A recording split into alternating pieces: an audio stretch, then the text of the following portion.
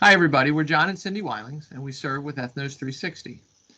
The coronavirus has affected us in a very unique way. To start with, we care for my 93-year-old mother who has heart and lung problems, so we've had to be extra diligent in everything we do.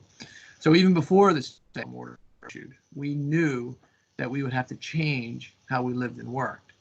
Now, for me, the aspect of working at home wasn't a big burden because I've been working at home for most of the past year as mom has required more and more care. But for Cindy, this was something that was really new to her.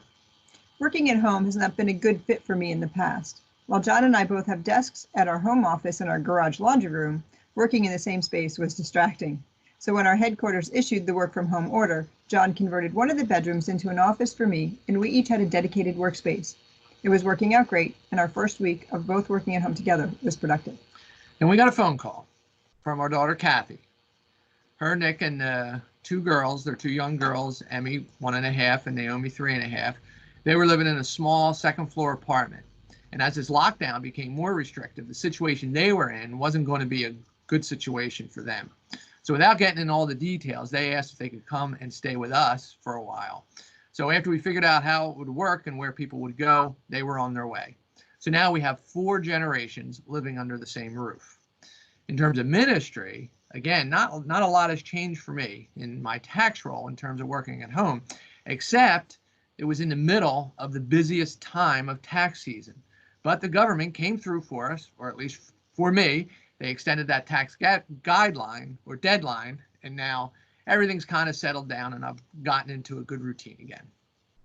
From an IT standpoint, it takes a whole lot of technology to keep a large global organization running smoothly. And when you add enabling and supporting work at home and learn at home to that, and doing it securely, that just adds more work. However, 3 years ago, when Microsoft launched Teams, designed for secure, managed work from anywhere communication and collaboration, I immediately began working with my IT staff to roll that out. Over the past 3 years, our IT team has enabled our projects, our leadership and staff groups, Bible schools, ministry training center, and even our overseas missionaries to make the move and work together anywhere, anytime. So when disruption hit in 2020 and companies and schools had to figure out how to work together separately, Ethnos 360 already knew how to do it. Now my team spends its time adding features, training more users, supporting online meetings and classes, and helping Ethnos 360 excel at working together separately to see a thriving church for every people.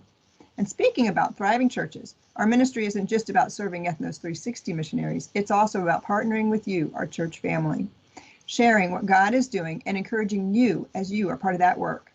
One thing that's been a real blessing to me is being able to be with you at church through the technology we have in 2020.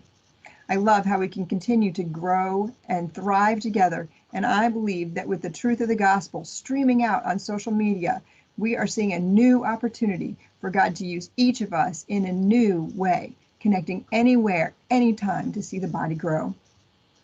Now, for me personally, despite the hardships and everything that's been going on around us, I've seen God's blessing in many ways. One was at Easter. On Easter morning, we were able to have a really nice Easter service where Kathy decorated the porch, Nick did music, I did a short devotional, and Kathy served out the elements. And it was just such a sweet time of fellowship that would not have happened otherwise. Before we sign off, we'll share a few personal prayer requests. First, pray that we would have wisdom with regard to John's mom. Even though she's 93 years old, uses a walker, and is on oxygen, she wants to get out. So as things are opening back up again, pray that we would be able to honor her wishes and balance that with safety.